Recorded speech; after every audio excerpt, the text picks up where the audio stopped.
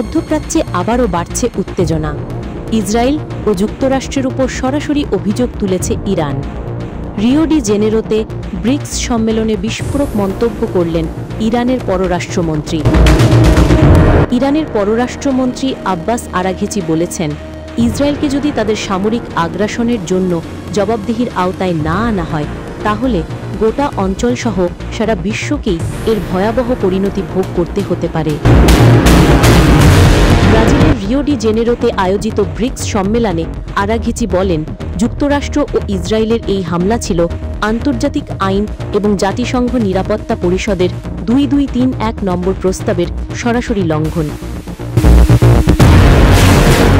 গত জুনে ইরানের কয়েকটি সামরিক ও পারমাণবিক স্থাপনায় হামলা চালায় ইসরায়েল। পাল্টা জবাবে ইরানও চালায় প্রতি আক্রমণ। এর মধ্যে যুক্তরাষ্ট্র হামলা চালায় ইরানের 3টি গুরুত্বপূর্ণ পারমাণবিক স্থাপনায়। ব্রিক্স প্লাস জোটের 11টি দেশ এক বিবৃতিতে বলেছে, এই হামলা আন্তর্জাতিক আইন লঙ্ঘনের শামিল। তারা ইরানের সাধারণ নাগরিক স্থাপনাতেও হামলা নিয়ে গভীর উদ্বেগ প্রকাশ করেছে। এছাড়াও ব্রিক্স নেতারা গাজায় চলমান সংঘাত নিয়েও উদ্বেগ প্রকাশ করেছেন। তারা অবিলম্বে যুদ্ধবিরতি এবং ফিলিস্তিন সমস্যার শান্তিপূর্ণ সমাধানের আহ্বান জানিয়েছেন।